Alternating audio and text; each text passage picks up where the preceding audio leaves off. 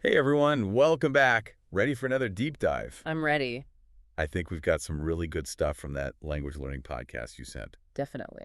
So, we've got 4 expressions to cover, Yeah. and let's just jump right in. Okay. First up, meticulous. Ooh, good one. Like, when I think about that word, Mm-hmm. I always picture like someone with a tiny little brush restoring some like centuries-old painting. Yeah, that's a great image that really captures the essence of the word.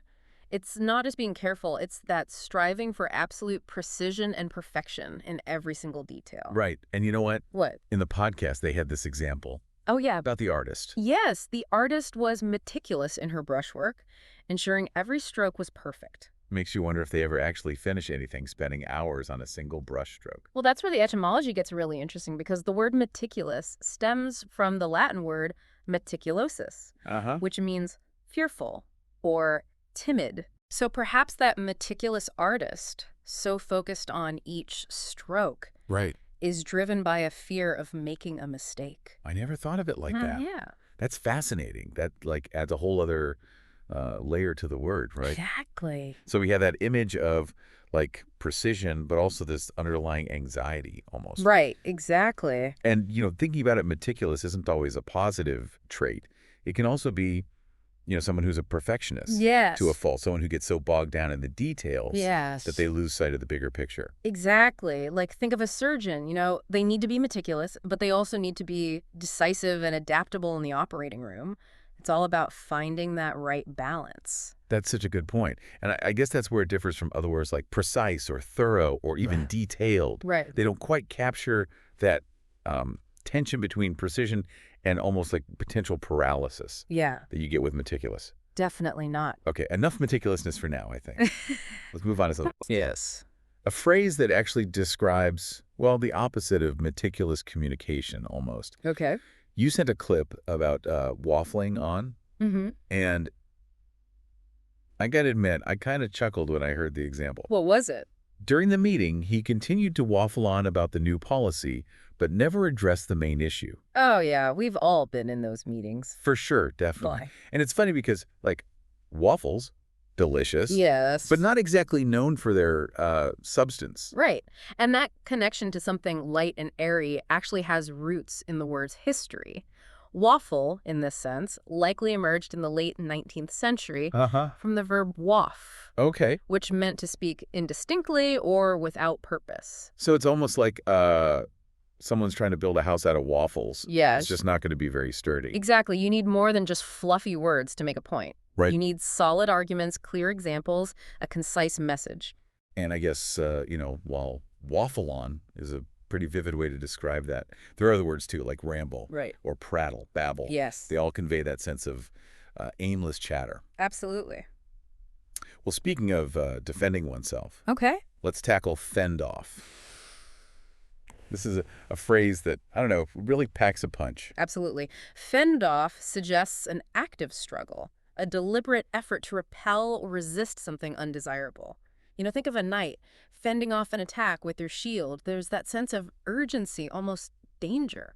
Right, and it doesn't even have to be a physical attack, right? No. Like in the podcast example, they talked about fending off tough questions from the press, Oh, yeah. which is more of a mental battle. Exactly. Fend off can describe anything from resisting temptation to deflecting criticism. It's about actively protecting yourself, whether physically, mentally, or emotionally. So I'm picturing like someone using a fence to keep something out. Right. Like that's the essence of fend off, Yeah. right? Creating that barrier Yeah. between you and whatever it is that you're trying to avoid. Exactly. And it's a powerful image, right? Yes. And I think it helps to differentiate it from synonyms like repel or ward off or fight off, Mm-hmm. which are more about just pushing something away, whereas fend off is Yeah. more Yeah. sustained effort, wouldn't you say? Yes, I agree. Fend off has that certain determination built into it. It's not just passively avoiding something, it's actively pushing back and protecting your boundaries. Yeah, fend off definitely has more oomph to it. Yeah, sure. Okay, so from a word that describes deflecting the unwanted, let's move on to one that embraces all that life has to offer. Okay. joie de vivre. Oh, I love this one. This phrase just like radiates positivity. It does. You even mentioned that this was one of your favorites, right? Oh, absolutely. Joie de vivre is one of those expressions that just transcends language. Mm-hmm. It captures this like feeling, this attitude towards life that's so hard to define. Right. But you know it when you see it. Yeah. And I love how the podcast put it. Oh, Her joie de vivre is infectious. She always finds joy in the simplest things. it's so true. It's that like delight in the everyday, approaching life with enthusiasm and a sense of wonder. It is, and it's interesting that it's a direct borrowing from French. Yeah. It seems like English just doesn't have a single word Oh, that wow. quite encapsulates that vibrant energy. Yeah, I think that speaks volumes about the concept itself. Totally. It goes beyond words. Yes. It's that spark in someone's eyes when they talk about something they love. Mm-hmm. It's finding joy in those unexpected places, Yeah. embracing the moment, squeezing every drop of goodness out of life. You're painting such a beautiful picture. Oh, thanks. And while we may not have that single English equivalent, we can get close with words like Like what? exuberance, zest, enthusiasm, Right. but they still fall a little bit short, don't they? I think they do. It's more than just being happy or excited. It is. It's like a deeper appreciation for life itself, a willingness to embrace all the ups and downs with a smile. I like that. You know what?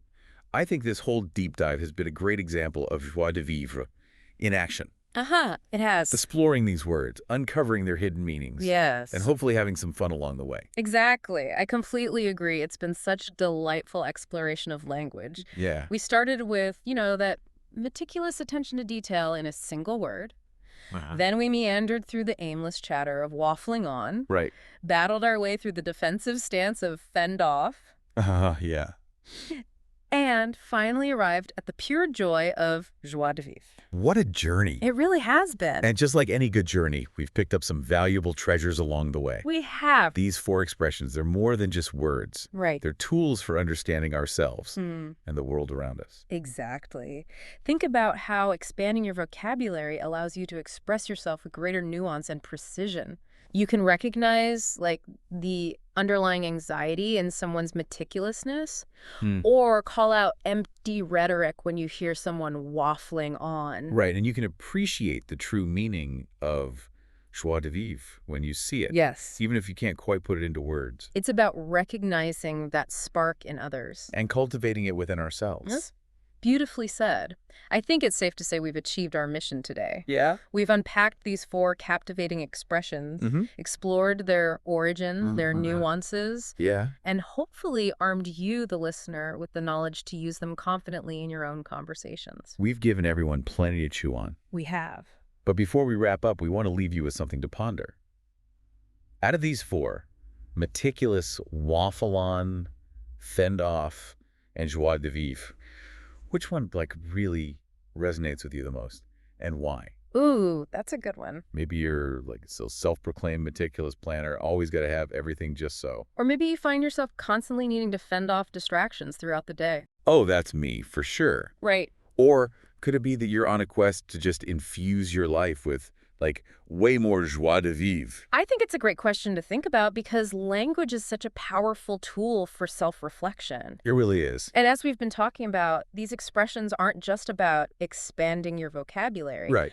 They're about understanding the nuances of human behavior, communication styles, even personal values. Yeah, and I think that's what makes these deep dives so rewarding. We're not just learning new words. Right. We're exploring different ways of thinking and being in the world. Exactly. And remember, this is just the tip of the iceberg. Oh, for sure. The English language is just teeming with these fascinating expressions. I know, it's crazy. Idioms, slang, all just waiting to be discovered. So keep exploring. Yes. Keep learning and keep diving deep into this world of language. Absolutely. Who knows what treasures you'll uncover. Exactly. Until next time. Bye, everyone.